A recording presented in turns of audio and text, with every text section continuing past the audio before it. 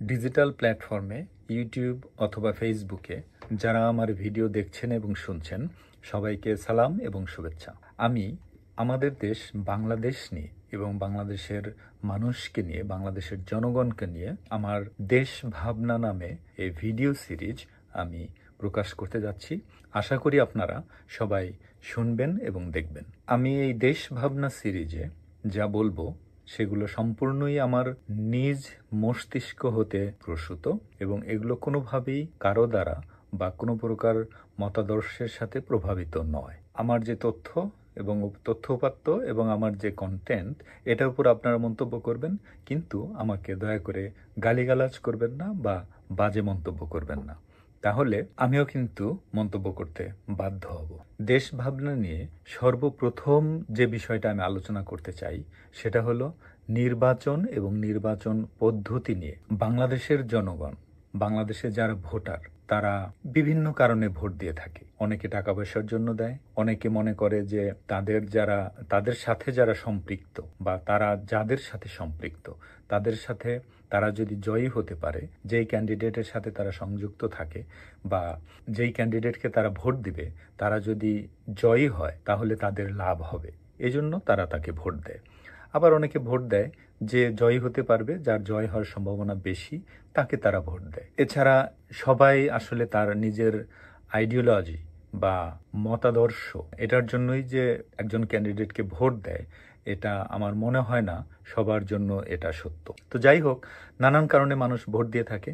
তার মধ্যে আমি যে বিষয় আলোচনা করব সেটা একটু সম্পূর্ণ ভিন্ন। আমাদের যে গতানুগতিক নির্বাচন পদ্ধতি, তাতে সাধারণত প্রতি দল থেকে বা প্রতি মার্কা থেকে বা প্রতিটা প্রতীক থেকে একজন ক্যান্ডিডেট একটা আসনে প্রতিদ্বন্দ্বিতা করে। তো এই ক্ষেত্রে ভোটারদের জন্য একটা বড় প্রবলেম হলো যে তারা সঠিক ক্যান্ডিডেট বা তাদের যোগ্য বা তারা যাকে যোগ্য মনে করে এরকম লোক হয়তো তারা খুঁজে পায় না। কিন্তু দেখুন, অনেক দেশে এরকম আছে, একই দল থেকে একাধিক প্রার্থী নির্বাচনে প্রতিদ্বন্দ্বিতা করে। ফর এক্সাম্পল, বাংলাদেশের ক্ষেত্রে যদি আমরা এরকম ধরি যে আওয়ামী লীগ, বিএনপি অথবা জামাত অথবা জাতীয় পার্টি অথবা এনসিপি, প্রতিটা দল থেকে যদি একাধিক প্রার্থী থাকে তাহলে 4-5টা দল থেকে মিনিমাম 20 জন প্রার্থী হবে মনে করেন। তো এই 20 জন প্রার্থীর মধ্যে একজন ভোটারের জন্য যোগ্য প্রার্থী খুঁজে পাওয়া অনেক অনেক সহজ এবং সম্ভাবনা অনেক অনেক বেশি। একজন প্রার্থী যদি এক দল থেকে নির্বাচন করে তাহলে সাধারণত প্রার্থিতা, এখানে টাকা দিয়ে প্রার্থিতা কেনার একটা বিষয় থাকে।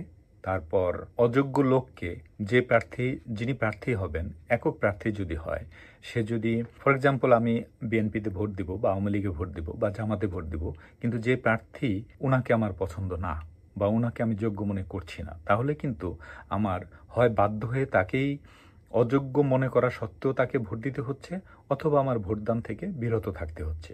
কিন্তু যদি একটা দল থেকে একাধিক প্রার্থী থাকে, লেটস সে যদি 5 জন প্রার্থী থাকে, তাহলে 5 জনের মধ্যে আমার পছন্দ মতো আমি 5 জনের মধ্য থেকে একজনকে যোগ্য মনে করার সম্ভাবনা বা যোগ্যতম খুঁজে পাওয়ার সম্ভাবনা অনেক বেশি। আর এটাই আমাদের করা উচিত।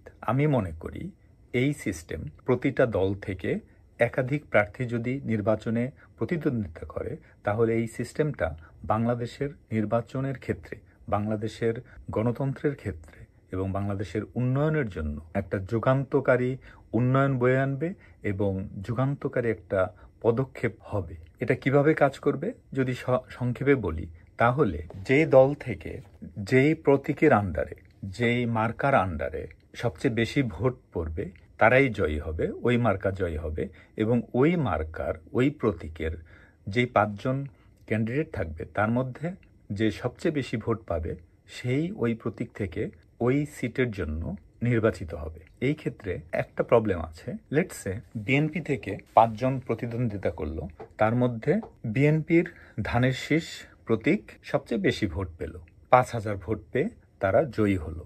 কিন্তু বিএনপির এই 5 জনের মধ্যে যে সবচেয়ে বেশি ভোট পেয়েছে সে মনে করেন সে 3,000 ভোট পেয়েছে।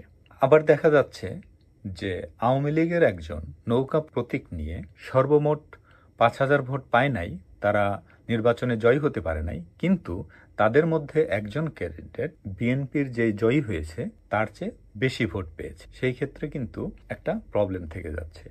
কিন্তু এই প্রবলেমটা আমরা প্রবলেম মনে করব না, কারণ জাতীয় নির্বাচনটা সাধারণত একটা প্রতীকের আন্ডারে হয়।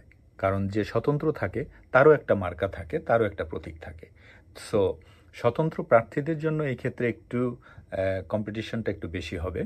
কিন্তু এইভাবে যদি আমরা নির্বাচন পদ্ধতিটা করি তাহলে আমাদের অনেক সমস্যা আশা করি সমাধান হয়ে যাবে। তো আমরা কিন্তু বিষয়টা ভেবে দেখতে পারি।